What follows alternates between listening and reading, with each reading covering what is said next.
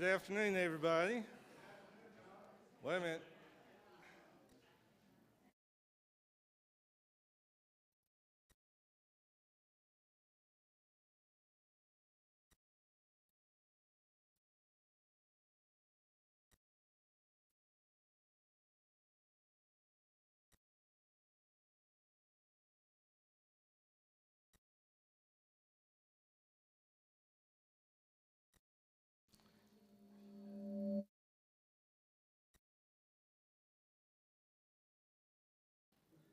We ready?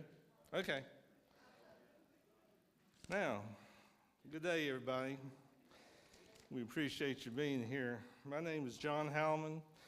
On behalf of the Waldensian Heritage Foundation, I welcome you all to the 178th celebration of the Edict of Emancipation. We appreciate you giving us your time this afternoon, and for coming out on this beautiful day outside. So, I'd like to recognize a couple people from around the town. One is our mayor, Keith Huffman, is here. We have, looks like about 3/4 of the city council is here. Melinda Zimmerman, who's on our board also. Roxana Lohman, Shanna Radal is here. Mark Sharp, but he's the police chief, and he's the one that matters, actually. So we thank them all for showing up today. And we also like to thank the quartet who will be leading us in music this afternoon. My final thank you goes out to the Waldensian Heritage Foundation's Board of Trustees and our staff at the museum. Of course, there's Executive Director Gretchen Costner, Catherine Fletcher, and our newest employee, Joseph Hallman. Of course, you already know Gretchen and Catherine and the good work that they do at the museum. They take care of the museum and its business, always planning, always doing a good job with the tasks and duties they have, and always extending their hospitality and knowledge that they have become known for. We appreciate them doing all that. Thank you for being here also.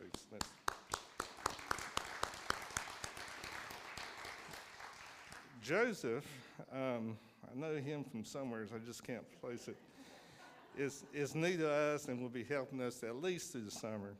He graduated from UNCA in history with the highest honors and is currently enrolled at UNCG to get his master's degree in library science. We are asking him to spearhead the archiving of our photographs and artifacts, which are right up his alley. He has a real knack for doing this sort of thing. It makes it easy. But as in always, everything associated with the museum, we need some volunteers to help him with that. So please come and give us a hand. Lastly, I'd like to thank the Board of Trustees that foolishly elected me chairman. I would like to introduce our two newest board members, Louis Vini and Rob Martnott. They started in January, and the board is so glad to have them serve with us. Would the two of you, there's Louis, I'm not sure where Rob is, somewhere he's over here. Would the two of you come up, please, and accept a gift as our thank you for serving?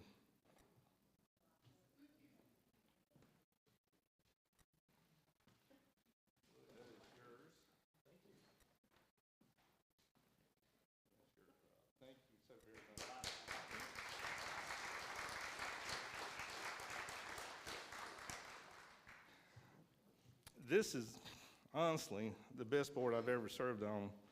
Everyone, and I really mean everyone, participates. Each individual has talents they contribute, whether it's their ability to deal with that foreign social media or their marketing skills. Some have personnel experience, others are good communicators. One has a wealth of knowledge about Valdese we draw on all the time. The list can go on and will go on. Then we have one whose talent is consistency. His talent is that we can count on him year in and year out to continuously overspend his budget. And he does this 4 or 5 times over. He has not disappointed us yet. He's already over budget for 2026, and it's only February 15th. Now, in his defense, the museum is like your own house. It's in need of constant upkeep. It's our property chair I'm talking about and poking fun at. Things break and need to be repaired through no fault of his own. At the beginning of last year, there were 2 air conditioning units that went out. We had to get those replaced. Then, quite unanticipated, we had to work on the basement floor, which turned out to be much more of an expense than we ever thought it would be. However, you can file this underneath making lemons into lemonade. In November, we end up having to remove all the tiles on the original downstairs section of the museum. That's the section closest to the post office. Once we moved, we put an epoxy floor down. This newly created, now totally wide open space will allow us to reimagine that area and display new artifacts and exhibits we never could do before. So we're looking forward to that. It's going to look really great when we get it done. And it's not quite done, but it will be in a couple of months, and we'll let you know when that happens. Now to the headliners tonight. I'd like to introduce Rachel and Matt Matthews. They're over here. They arrived as our co-pastors here at the church in July 2024 and fitted right in. Well, they fitted right in if you can accept Matt's lame jokes. So, that's right. They have a love of travel, which dovetailed nicely with the museum's trips to the Waldensian valleys. They went last year with the group. They took photographs, they took notes, they made friends, and they got a sense of what our heritage looks like up close. Some of this education, as we say, has gone into the program this afternoon. We were so pleased they could go last September, and likewise, we delighted in showing them our Waldensian valleys. I hope they enjoyed the trip as much as we enjoyed having them there. Matt and Rachel, we look forward to seeing you in your program shortly. Now I'd like to invite Louis up to read the Edict of Emancipation. Thank you.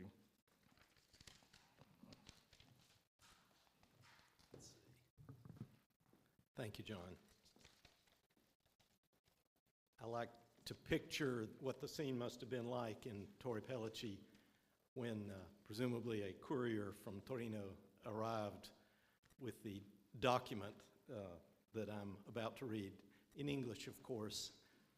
I'm sure it was even more florid in the original Italian, but whatever, it was received rapturously by the Waldensians. Carlo Alberto, by the grace of God, King of Sardinia, and of Cyprus and of Jerusalem, Duke of Savoy, Duke of Genoa, etc., etc., Prince of Piedmont, etc., taking into consideration the fidelity and good sentiments of the Waldenses, our royal predecessors have, of their own accord, and by successive measures, in part abrogated and mitigated the laws which anciently limited their civil privileges. And we, following in the same course, have also granted them gradual extensions of privilege. The reasons of the ancient restrictions having now ceased, and the completion of the system gradually adopted in their favor having become possible, we have, of our own free will and accord, resolved to make the Waldenses partakers of every advantage compatible with the general principles of our legislation.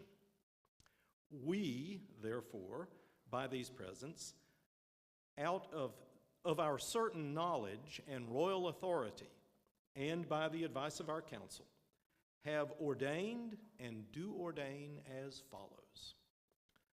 The Waldenses are hereby admitted to the enjoyment of all the civil and political rights of our other subjects, and freely to attend our schools, both within and without the university, and to obtain academic degrees. No change, however, is made as to the exercise of their worship and their own schools.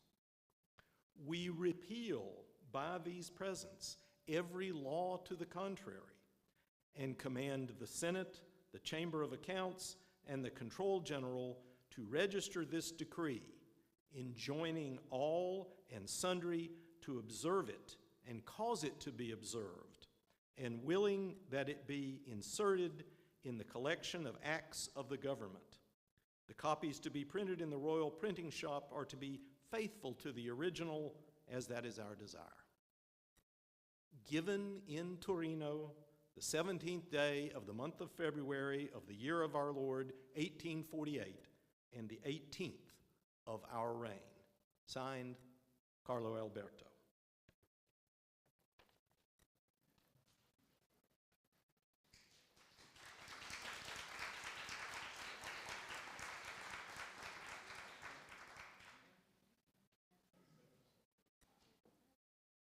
Okay, turn the slide off.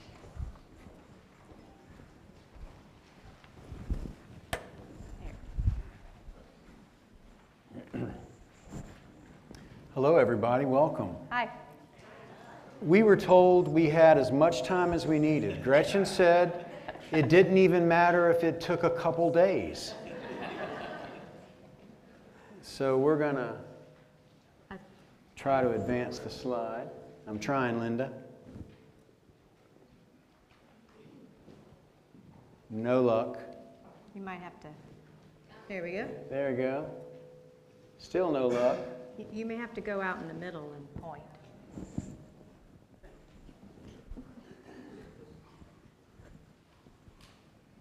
Still no luck. There we go. Got a little luck there. All right, go backwards and then I we'll can't go start. backwards. No All luck. right. All right, we'll start. We'll start. Don't go forward. Okay. We're going to try to click through these slides. We have 263 of them. It is a long program, but we hope you enjoy it. We hope to have a little fun and your participation in the middle of it. Our trip to Italy was more than a dream. There were 30 of us plus this past September when we went to Italy. We all had different reasons for going. Some of us, people travel for all kinds of reasons: education, excitement, inspiration. Some who are Waldensian went for the heritage and to search their historical records and visit homelands. Some went because they had gone before and they really enjoyed it and wanted to go back. And others like me went because I just wanted to understand a little more of the cultural roots of Valdese. And we went with friends and family, we made new friends, and we experienced the northern mountains of Italy fresh for the first time. Boom. Have we gone very? Yeah, yay.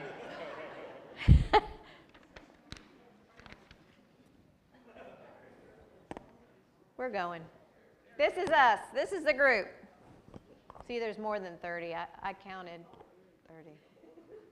The big group. We fit in two buses.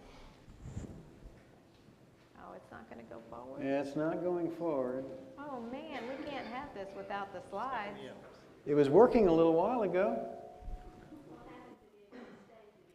Yeah, What? maybe that's what we're being told. What happens in Italy stays in Italy.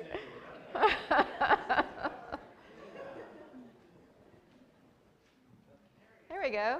That's one. Okay, I want to just give you an overview of where we went. If we can get the slide to change. It's not changing. They're short. There we go. There we go. There's Madrid. We flew from, well,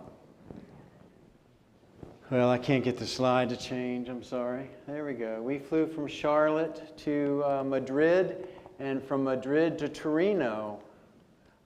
We didn't go all over Italy, as you can see from the green. Whether you can see that well or not, you can see that we stayed in the northwestern part of Italy. We didn't go to Rome or to the boot or to the heel.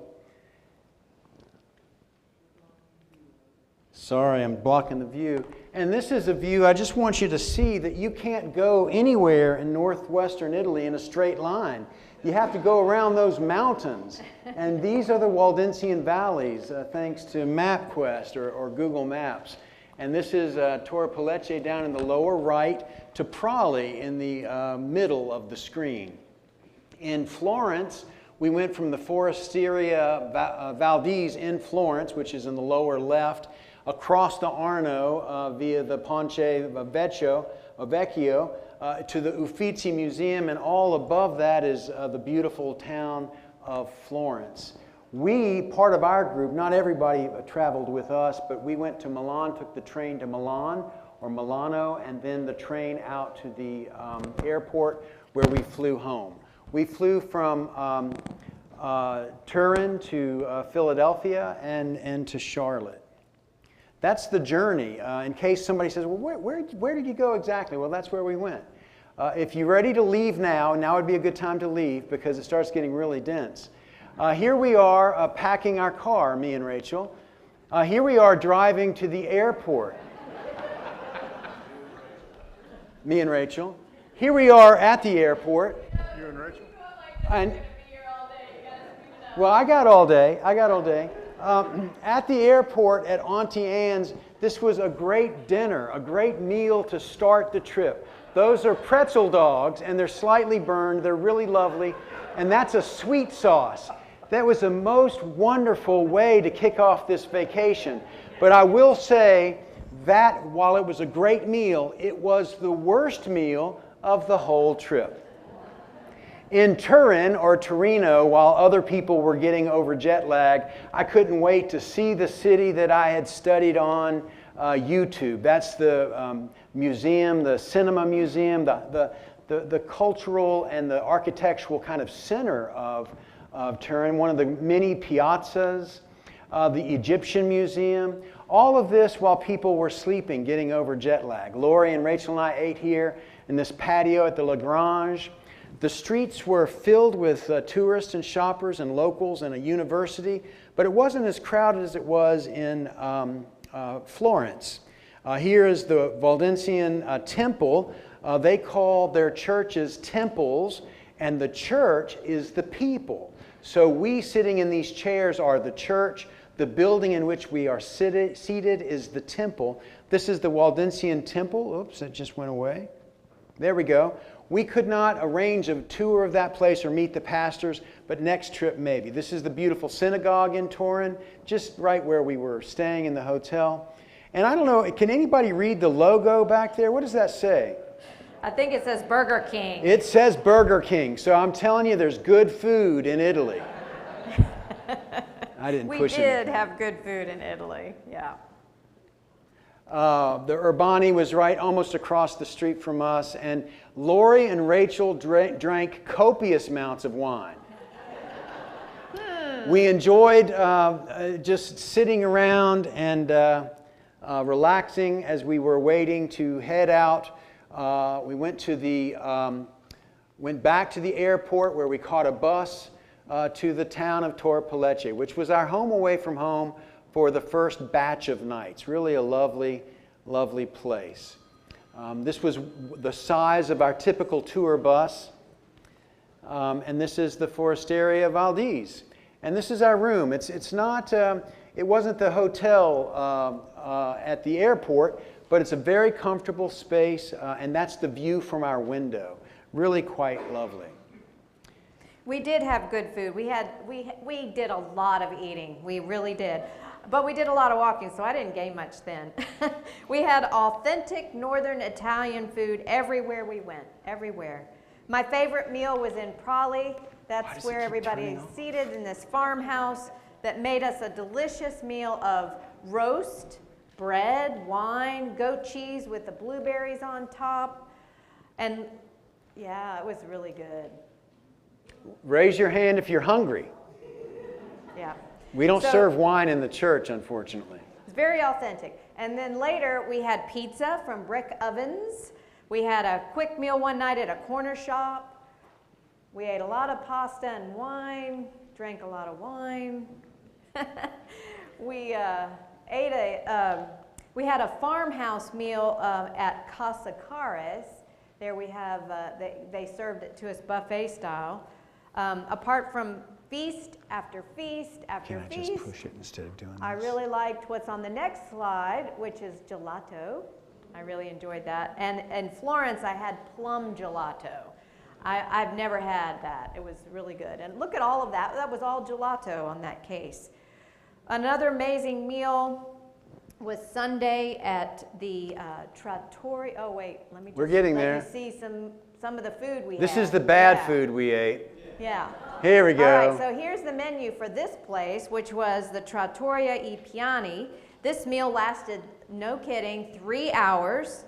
The restaurant was packed with families having reunions, weddings, and special occasions. We sat at a long table, and waiters brought us 5 appetizers, trays of appetizers, 2 first courses, 2 second courses, and desserts to choose from. And we ate. And we ate. And Gretchen just said that was a cute waiter. Well, he was. This was my favorite meal. At our first night at the in Florence, we were supposed to eat at 7. No, we couldn't be seated. 7:30, no. 8 o'clock, no. 8:30, we finally were seated at our little guest house, and that was a great lasagna right there. That's all I can say. You Just notice a he great, didn't have time to take a picture of it. The only thing he great didn't take a lasagna. picture of. Yeah. There's something you need to know about northern Italian How cuisine. many of you have been to Italy? I just want to see. You've had this if you've been to Italy. Go ahead. It is, say it with me, tuna gravy. Tuna gravy. Yeah, Right I tell you, it takes some getting used to. It's made out of anchovies and tuna, maybe some capers and onions, and it's all blended together with an egg yolk like a dollop of mayonnaise. If you're expecting mayonnaise, you're going to be sorely disappointed. I thought it was hummus, and I was shocked. Rachel thought it was spoiled hummus. Yeah. I didn't know. But that's tuna gravy. Yep. Well, now we're going into our pasta slides. In Florence, we had a cooking class, and it was absolutely wonderful. We took these ingredients right here. We made them into pasta, to ravioli and tagliatelle, and you can see that we did a really good job of making the pasta. It was yummy. It was yummy. There's Alan. He was our teacher. No, that's the guy. That's the chef down there in the right-hand corner. That's him. Yeah. But we had fun, and they were really good teachers. How many of you had made pasta by hand? How many of you have done that? And we ate it, and we were great full. fun. Yeah, we did. We really ate it. It was wonderful. While the pasta was cooking and before the pasta was made, we had appetizers. We drank wine, and we had cheese and sopressata and lovely food. And I would be remiss if I didn't say that the Italians make really good chocolate too. It was pretty amazing. There was so much history, and one of the things we found at the Claudiana bookstore, to our surprise, was all of our professors' books are printed in Italian. Brueggemann and Tom Long. We had all these professors in seminary. Yeah, and guess who's there? we right studied down with the corner. them, and there's Carol Bechtel, who is the president of the American Waldensian Society. And she was here last year, right here. Yeah, so that's her book, Esther. Anyway, we were just grateful to see them. In the museums, we went to at least 2 museums, actually several museums, but at the one in Torre Pellice, we were just overloaded with history. This is an amazing thing. One of the preachers during the day said that the Waldensians, the followers of Waldensius, were miserable wenches, nosy, imprudent, wicked, and insolent chatterboxes. I know that's kind of funny in a way, but these people were also burned at the stake, and they were tortured, and they were not allowed to live with any degree of freedom at all. So we learned a lot of history. And today we celebrate the Edict of Emancipation. Yes, so this right here, we heard the Edict of Emancipation from King Carlos Alberto. Now, that was Louis who shared it, not the king. No, yeah. But this is his a monument in Torre Pellice to him, to the king, a little fallow down there, and 1848. So don't really need to say much of what else I have on here. Hold on. This day was the beginning of the end of centuries of persecution. Beginning of the ending of persecution from the day that Valdo was excommunicated in the 1100s through the Reformation in 1532. Remember these dates now. The glorious return in 1681 and the years of struggle after that. So in 1848, King Alberto gave them the right to go to school and to share commerce and to own property in the valleys of the Northern Alps. That's not very long ago. Torre Pellice is on the border of where they were allowed to live and worship. So we even experienced some of that divide in the geography of where we were. We could see how the city was developed with that divide in mind. Gretchen was mindful that she didn't want me to go into Waldensian history, so I'd like to share my personal history with you. John, that was one of the jokes that nobody got. Yeah. Are you ready for a quiz? This is a history quiz. There at the Synod building next to the church, in stone, in these bricks, are their important dates. That says 1174. You can't be in Torre Pellice without being reminded of this history. What happened in 1174? What? Well, well, more sort of, generally, yeah. what happened? 1174. Waldo. Yeah, Waldo Waldo was the dude. Yeah, he gave away his property and he preached poverty. You were really close because he was excommunicated. Other slides are coming, I guess. Okay, it's working on that side. We're going to look at the right side. What happened in 1532? The Waldensians joined the Reformation and Right, in Bobbia Pellice, the Waldensians decided that the work of Luther that began earlier was work they should join, and so they became part of the what we call the Reformation. Right. What happened in 1561? You might not know this. The treaty. You might know that actually. Shiloh knows. Anybody else? Yeah. What Anybody is else? it, Rachel? 1561. Okay. So in the treaty of the 5th of June in 1561 granted amnesty to the Protestants of the valleys, including liberty of conscience and freedom to worship. Now, it went back, but they still suffered after that.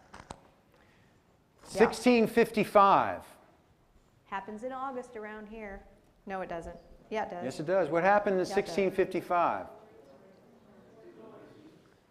We Right, would in expect the president of the That's right. museum to Piedmont know. of Easter, right. No, he said it. Massacre of the Piedmont Easter. Yeah. The Duke of Savoy forced everyone to attend Mass or stay in the upper valleys, and anybody else was murdered. That's 1655. What about 1689?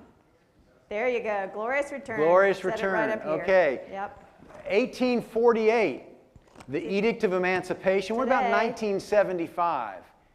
These are important dates for Waldensians in Italy. What happened in 1975? Yeah. Say that again? I don't know. Well, it did. But it's it when happened they at the same time. when they united with the United Methodists or with Yeah. Worldwide Methodists. Now that may have happened too. Okay. Yeah. We have next year's speaker right here. I'm sorry. I keep walking in front of you. Okay, so we should have There we go. Okay, so during the years of persecution from the Duke of Savoy, the French and the Italians, the Waldenses reportedly worshipped in secret. And so right here you see Chanforan, where the monument is to Chanforan. But we hiked in the mountains on that day. We hiked into the Angrogna Valley of the Guisna de la Tania, the Cave of Faith. The trees and the vegetation are really thick here, so it's kind of surprising that you would think anybody needed to hide anywhere, but reportedly the Waldensians worshipped in these underground caves that we hiked to see. It was a comfortable hike. But when we got to the opening of the cave, it was pretty small. I really didn't think I would get in there, and then I did, and I was surprised, but I did feel a little like an early Christian who had to worship in the catacombs. We had a prayer in the darkness there, and it was lit only by a crack from the rocks above, and our phones. And together, our memories, the stories of our ancestors, and our history all came together in that moment. We were living what we could only dream about. At this point, right here, we're going to pause, and we're going to do a little worship. We're going to be led in song. Lori's going to come up and share some of that. You've got Faith of Our Fathers in your brochure. Going to sing stanzas 1 and 2, but we decided after Rachel's sermon this morning on love and light that we should sing stanzas 1 and 3. So when we got into the cave, and you saw the picture where we had flashlights, I had just taken the music, which you have in your programs, so that we could all sing together, and we did it a cappella, as we'll do it now. So let's sing first Faith of Our Fathers, stanzas 1 and 3.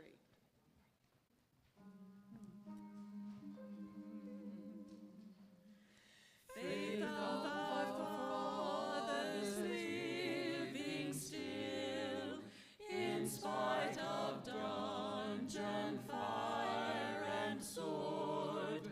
Oh, how our hearts beat high with joy whene'er we hear that glorious word. Faith of our fathers, holy faith, we will be true to thee till death. Faith of our fathers, we will love both friend and foe in all our strife, and preach thee too as love knows how, by kindly words and virtuous life. Faith of our fathers, holy faith, we will be true to thee till death. Thank you. Gosh, that was such a beautiful sound.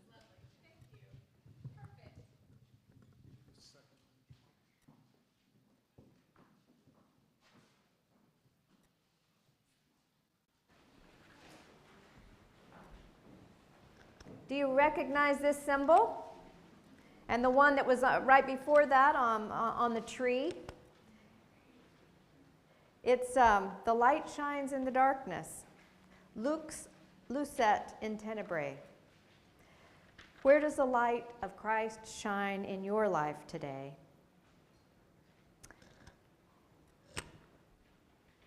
This was the light that brought the barbers or the preachers together in Llanfforen that day in 1532 to commemorate with a monument the joining of the Waldensians with the Reformation. There it is. That's the Llanfforen monument. And that's why we're here. And on the way back, we got to see a little of the system of the education, the Beckwith schools. We saw a village school. It's very tiny. How many of you have ever wished for a school that had everything you wanted in it? This one didn't have that. It was a one-room schoolhouse, and you had to walk to school with your own lunch when you weren't doing chores around your farm, and you had to carry your lunch with you or you didn't eat. Colonel John Charles Beckwith, was a British soldier who was wounded in the Battle of Waterloo against Napoleon. And during his recovery, he learned about the poverty of the Waldenses, and he felt called to go to the valleys to build schools, which he spent the rest of his life doing. He married a Waldensian woman, and he stayed there in Italy for the rest of his life. He did a lot of negotiating while he was there with government things. But some of the first settlers here in Valdese were children who were educated in the Beckwith schools before they came over, so they could speak Italian. Some of the southern part of Italy that didn't quite get all the languages didn't have that same opportunity. So that's kind of neat. We also went, well, let me just ask, who of you have strong women in your family? I know you do. You can all probably raise your hands. There's a woman's museum that we went to also down the mountain, and it was near the Shanforan Monument. And I learned about the Waldensian women in this museum. The ones who settled right here in Valdese, you were mentioned in this museum. These were women who knew their scripture, who cooked their food from scratch, who spun their own wool and sewed their own clothes, women who've been leaders in the Waldensian community from the beginning. There were women who were preachers, they ran their households, they were teachers, some were burned and persecuted for their faith. But one of the banners in the museum hanging there were some of your grandmothers. There's a picture here of Suzanne Pons. There's also one hanging there of Catherine Leger at the Waldensian Hosiery in 1901, as well as women who were part of the inauguration of this very church, the Waldensian Church, in 1910. So it was really cool to read about you all here. I know some, not many, well, none of them are. Well, we also heard a woman preach on Sunday at the Tor Peleche Church. And she said that many of the, well, sorry, not the preacher, but we also had an elder who was a woman who was our guide. There she is. She said that many of the churches in the valleys are now led by elders and lay pastors. So it's kind of going back to its roots, right? Where lay pastors or the barbers are the preachers. Well, we're going to change direction here, and we're going to go to the Fort Fenestralia, which is, we're going to get on a bus and go up the mountains. Our day trip to the border of North Italy and France held spectacular views. Way up in the mountains north of Turin is the Fenestralia Fort. It was built by the Duke of Savoy between 1728 and 1850 under the design of the Italian architect Ignazio Bertola. It guards the access to Turin via the Chisone Valley and stands about a mile high to fortify Italy from the French. The fort is huge. During Napoleon's era, it was mainly used to keep prisoners. It's a museum now. It was never used in direct battle, so it's pretty well preserved. We saw the chapel, how they got their water, how they made their bread in dungeon ovens underground and fed their soldiers, and where they put their prisoners. Now notice that thing hanging on the wall, because we're going to see that again in Prali. All right. We had a wonderful Italian guide with an Irish-English accent, a young man who had spent a year in Ireland as a student, and he was delightful and engaging. You gonna make fun of me? Yeah, so, well, the fort had many stairs. There's this little model will show you all the stairs in this fort. There were 3,996 steps inside, and outside staircase of 2,500 steps. We didn't climb any stairs. We would have taken us all day, and whew. We were able to get a feel for what role these mountains played in the formation of France and Italy as the French and Duke of Savoy fought one another in the 1690s and the 1700s, as well as how important Roman and Italian ingenuity was in their fortifications. On the other side of the valley of the town, for lunch. This is the church there. As I understand, many Roman Catholic churches, when the Waldensians came, or Waldenses came, they built friendships, and soon those churches became Waldensian Christian churches. And then when it was required by the king to change back, they did. So this is now a Roman Catholic church.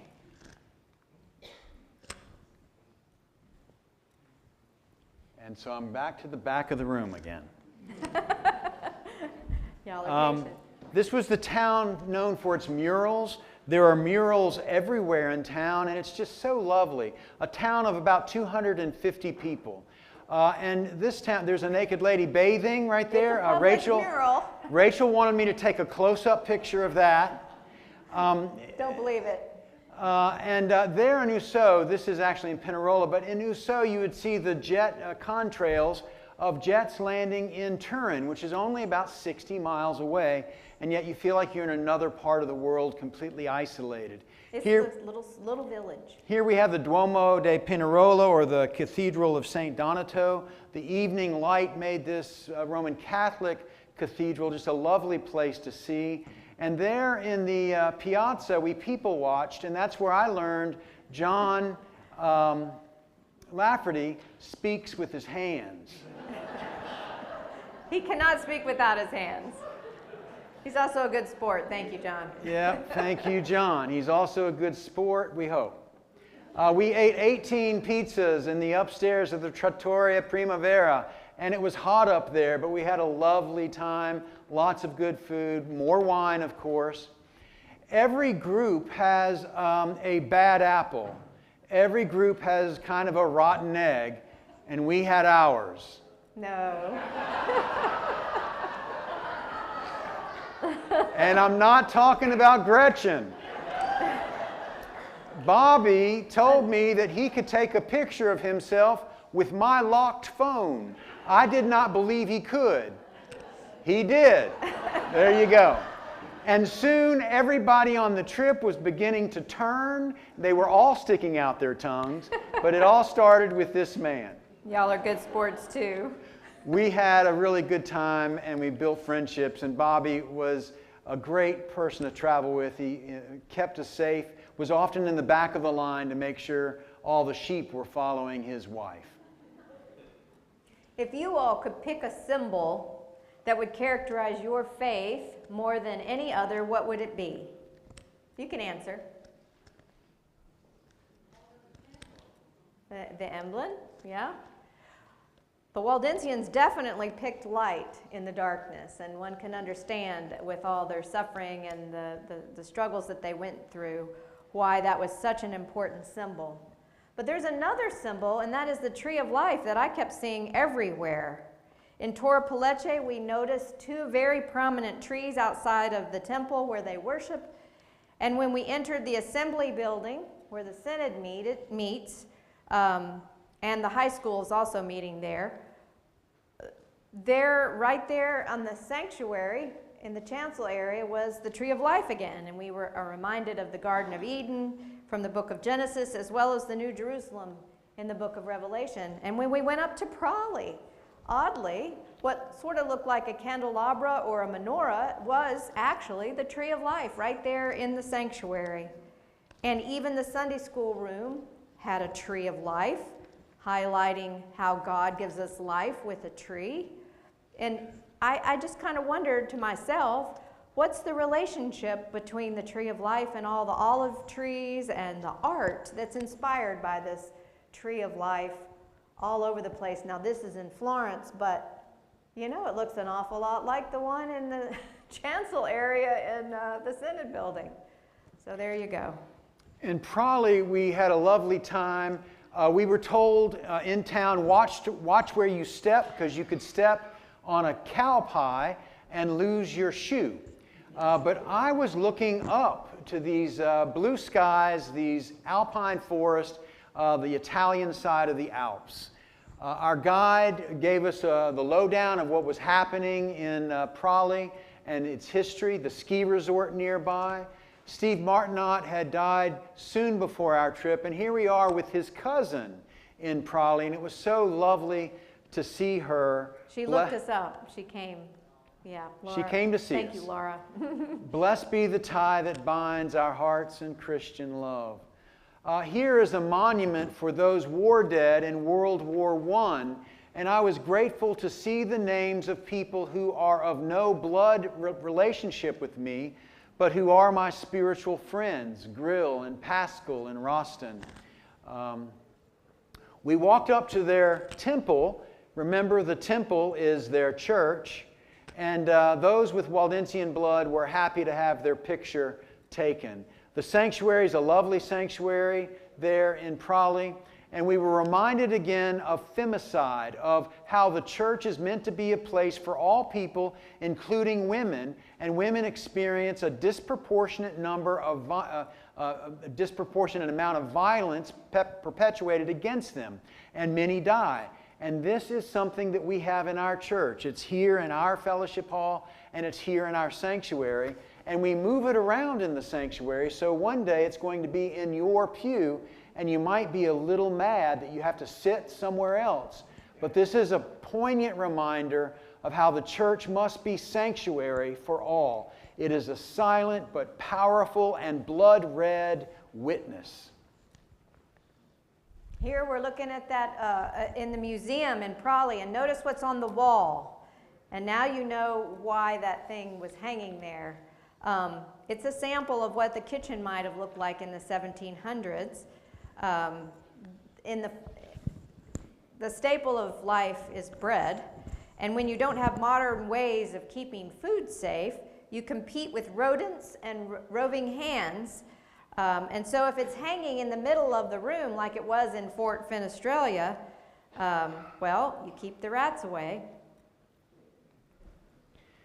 Worship in Torre Pellecce was just a lovely experience. My translator on my phone told me that we were listening to the story of the 10 lepers, one of whom came back to thank Jesus for healing him, and the other 9 went away to live out their lives without thanking Jesus. This is a picture of the church from the roof of the museum right across the street.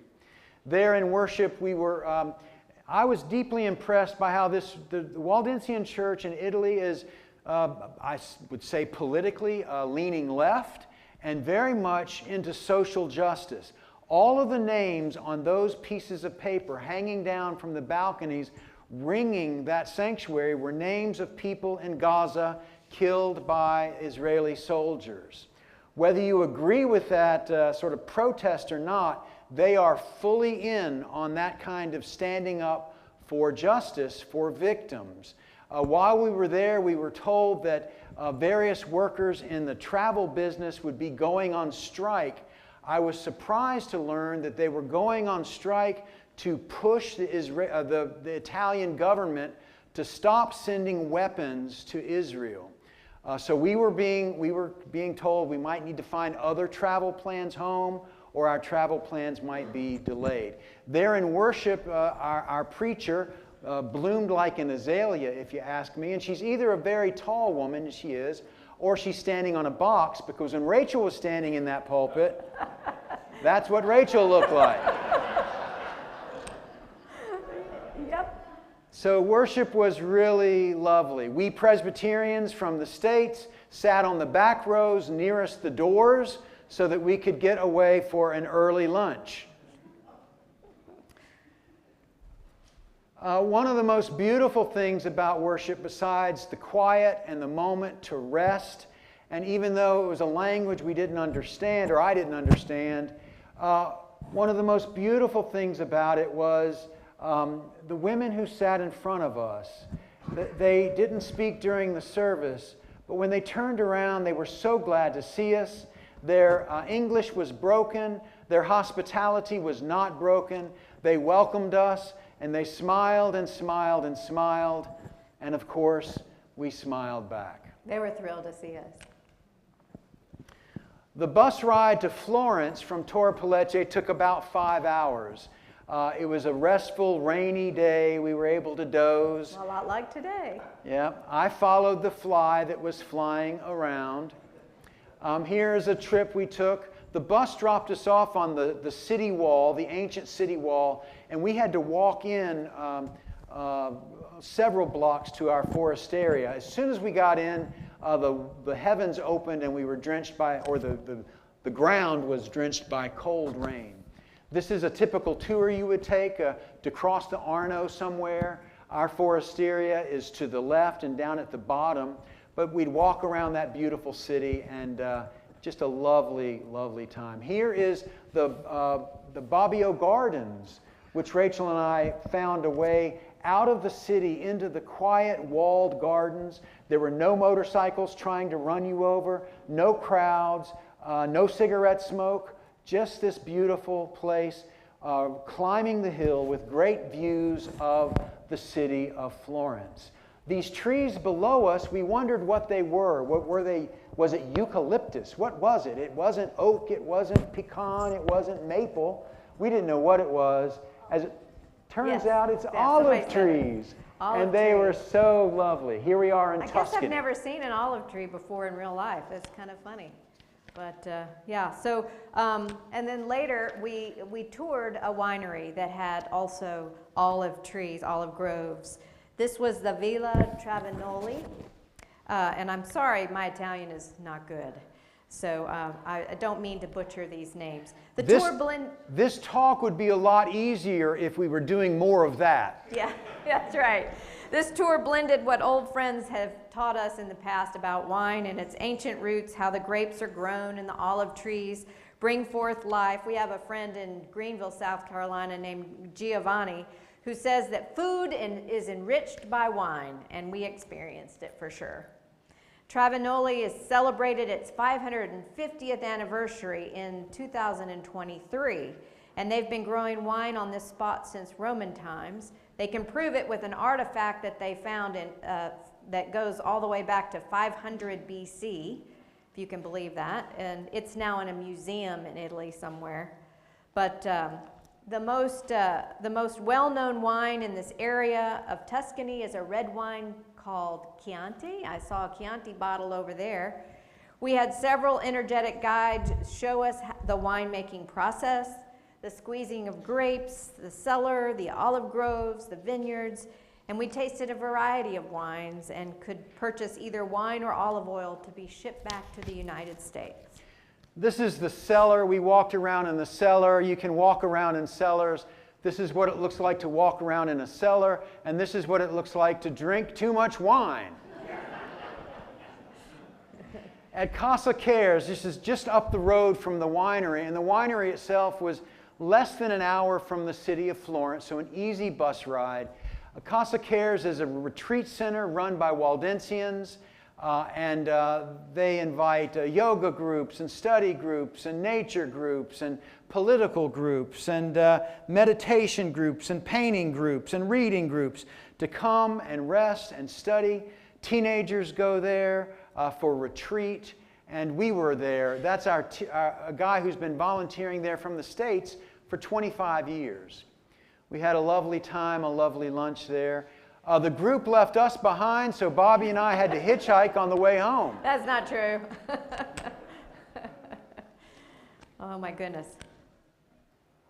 Well, at the Uffizi. The Uffizi just means offices, but it was the offices of the Medici. Thank you, you know, Medici. At the Uffizi in Florence, I was surprised to see so much, to see how religion in the regular collection, it was just everywhere. It was religious, that's all it was. There were Madonnas, there was crucifixions and religious themed art from the Renaissance and the Reformation periods primarily.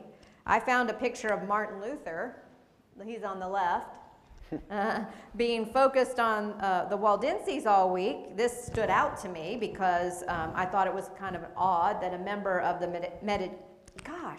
Medici family, a very Roman Catholic family, by the way, would have collected it. I didn't expect that. In addition to the Martin Luther painting, and because I really like creation themes, I love the ceiling painting of the garden growing above me. And I was pretty tired when I was at the Uffizi, so mainly I just soaked it all in and enjoyed a cup of coffee with Laura in the cafe. That was the famous painting of the birth of Venus. The birth of Venus. And She's that not is wearing a very clothes. prominent picture in there that everybody wants to see. One of the great things about the Uffizi is not only the art, but whenever you look out a window, you see how beautiful the city is. It looks like a painting, doesn't it? It's a real thing. That's the Duomo in the distance, but you also see the beauty of God's creation. So the other windows from the other side are the Arno River. This is St. Lucy with John the Baptist, and the way the light shone through the windows, those golden halos seemed really to glow. It was quite a lovely experience. Now, this sculpture and this painting have nothing to do with Waldensian history. However, when you're steeped in it and when you're learning about it at every turn, and when you spend a lot of time in museums, you begin to see glimpses of what the Waldenses' experience may have been like.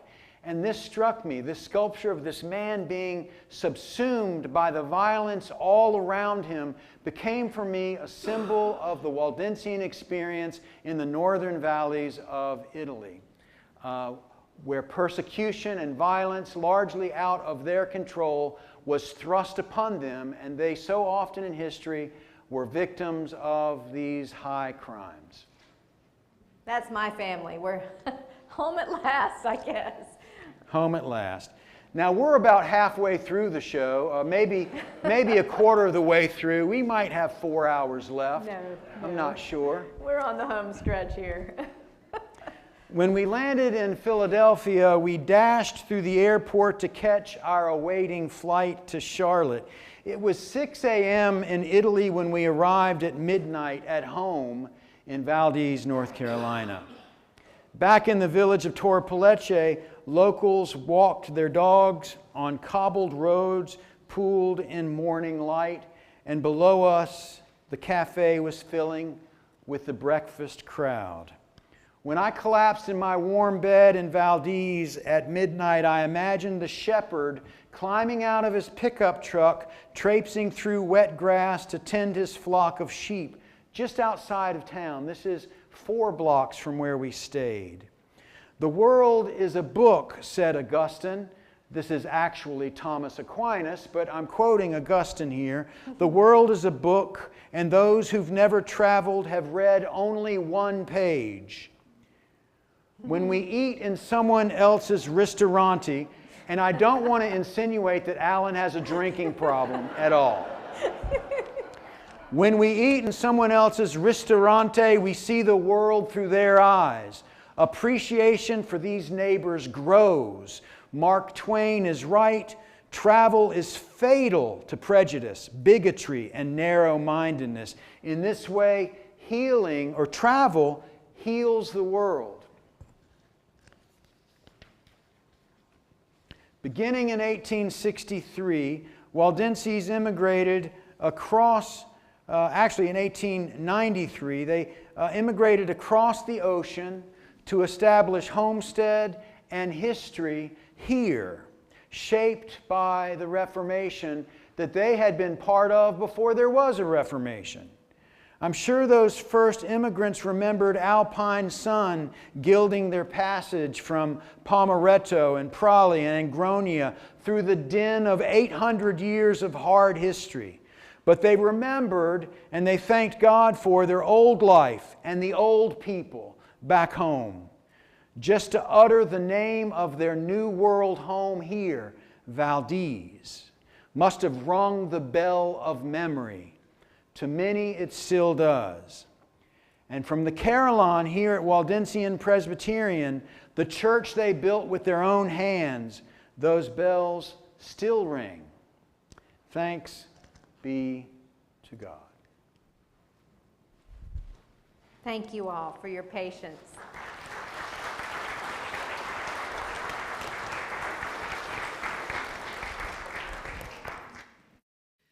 We want to ask you to take the French hymn that should be part of your program, and we're only going to sing the 2 French stanzas. We're not going to sing English, so you sounded so great on the other hymn. I hope you'll all sing along for this too.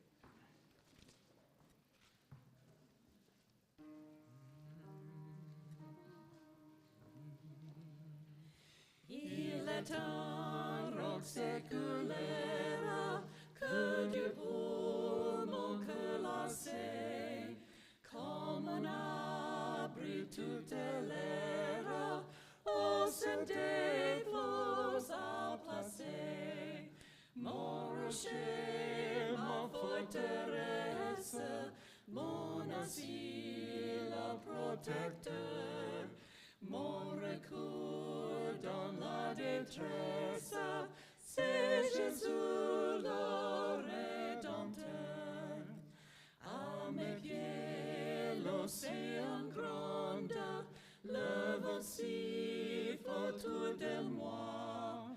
Sur le Christ mon rocher je fonde, mon espérance et ma foi. Mon rocher, ma forteresse, mon asile protecteur, mon recours dans la détresse, c'est Jésus le Rédempteur. Thank you.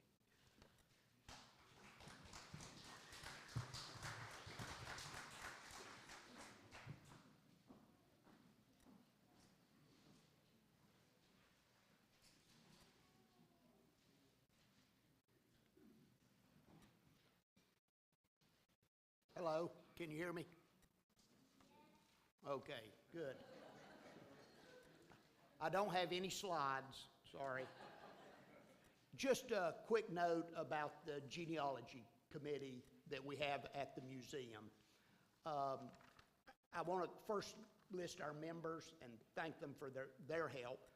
Barbara Howman, Kenneth Murray, Laura Lafferty, Lillian Modak, Melinda Zimmerman, Steve Martinot, until his passing, was our actually first chair, and Frank Grill is on a leave of absence, but hopefully will rejoin us someday.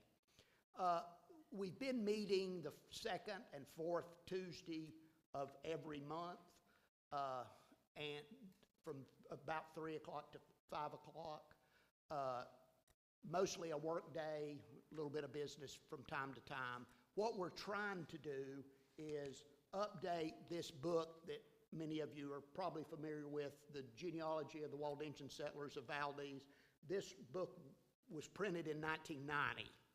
And of course, there has been a lot of births and unfortunately deaths since 1990, and we'd like to update the families in this book. The head of family of each Waldensian settler was set up in this book as Generation 1. It did list their parents, but then it listed the children as Generation 2, and their children 3, and in some cases 4, but that's as far as this book went. And we'd like to update this, so we appreciate it if you've come by the museum or emailed the museum and turned in the genealogical events that have happened in your family since 1990. If you haven't, we've got a form. There's some back here at the table. Kenneth Murray's sitting back here right now. If after the program, if you could pick one up, or contact the museum. The contact information's on the back of your brochure there. Contact the museum. We'll send you one. Or come by on a Tuesday. Gretchen and Catherine are copied when we meet, so they'll know if for some reason we weren't meeting a particular Tuesday. Come by. We'll be glad to take it there. But we're trying to gather as information on every family to be able to update this book. That's going to take a while to do, we now know. So we have started working on other things. If anybody has any questions about genealogy or their heritage, we're trying to help them answer those questions. And we've had people in the last year contact us from Italy, from Utah, Connecticut, Arizona, Florida, just all over the country, and even some from overseas, trying to get information about their ancestors. We're glad to try to help with that. On the trip to Italy this June, John and I hope to meet with the genealogist at the Cultural Center to try to develop a better communication and dialogue with them. We'd love to be able to just remotely get into their program. I don't know if that's possible, but just at least to be able to share information and help people to research. When you go over there, a lot of us don't have the benefit of a cousin coming to meet us. So, but we always wonder, do we have relatives still here? So those kind of things, if we could develop a communication. And beyond that, we've discovered some predecessors to this, a ledger that was found in the vault here at the church that Mr. A. Grill prepared, and there's several other versions of it we found in the vault at the museum. We're scanning those, so there'll be a digital copy. And that's about as far as we've gotten with it so far, because it's pretty tedious taking each page out and scanning them. So we're working on things like that as well. So if you, any questions, get in touch with Gretchen or Catherine or Robert, or just send an email to the museum and they'll forward it to us. Thank you.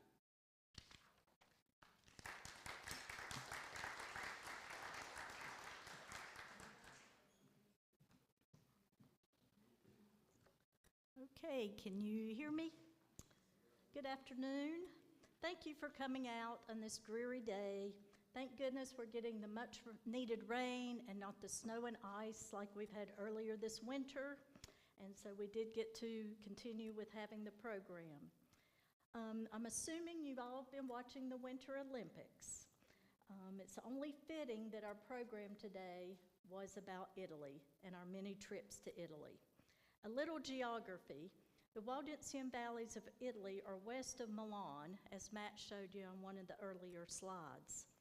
They are in the Cottian Alps, on the border of France, whereas the Olympics are in the vicinity of Milan and continuing north to the Italian Alps near the border of Switzerland and continuing into the border of Austria in the Dolomites. Beautiful area.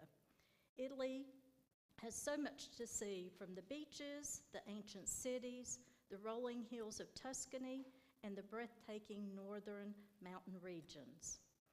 I hope you have enjoyed the program today. I see so many of you who have gone on one of our past trips or are going on one of our future trips.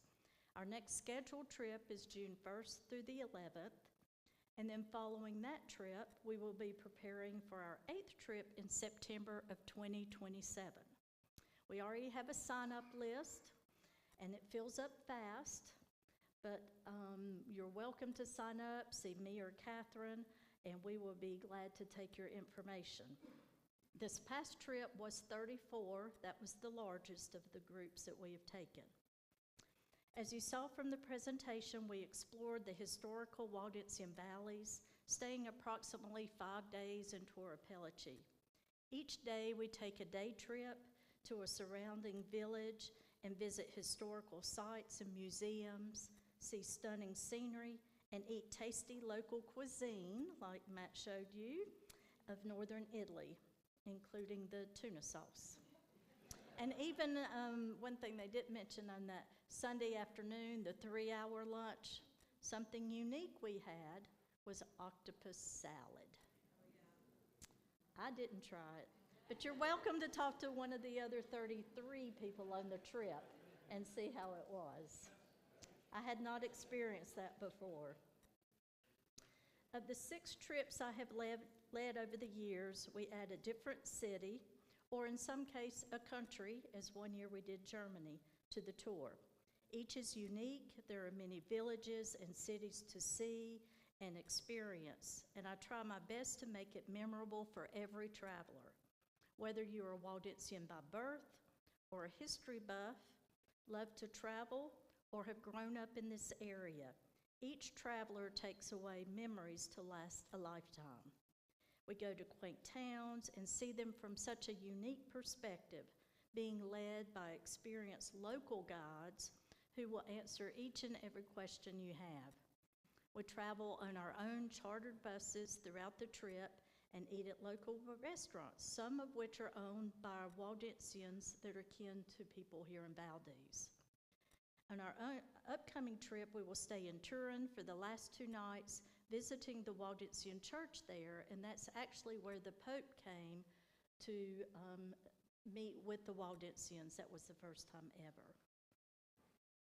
Thanks to the support of our board members of the Waldensian Heritage Foundation, their help with our event today and various activities throughout the year do not go unnoticed. I appreciate each of you. There are many others to thank. Karan, back in the kitchen, and those others who helped prepare food today, including Jan Garu did a lot of the sweets, Lori and the quartet for leading us in the music, John Howman, Louis Benet, John Banus, Steve Demeter, and the audio-visual team, and the many others behind the scenes who have contributed in some way, including the setup and cleanup crews. I also want to express my thanks to Rachel, and I guess Matt too, wherever you are. Since y'all come as a team, I had to have Matt here too. I appreciate the energy you put into the presentation. They took so many pictures, wrote notes, spent hours of preparation. It was great reliving the trip, and I hope those of you who have been on trip or past trips enjoyed that reminiscing. And like I said, I'd like to talk to any of you who are interested in a future experience of one of these trips and travel to Italy in the future. I do not think you will be disappointed. You are welcome to talk to any of the many people who are here today, as you saw that raised their hands, who have gone on one of these experiences. And I hope to see you all at one of our upcoming museum events or visiting the museum. There are membership forms back on the genealogy table. We would be glad to get your information if you want to stay in tune with these activities that we have. We send out mailers, we send out emails. And please stay and enjoy the multitude of food back there. We have saltisa, cheese and crackers, and many homemade sweets and fruits. So fill up your plates, eat it up. The more that's gone, the easier it is to clean up. So we enjoy having you today, and if you have any questions, see me after the show. Anything else?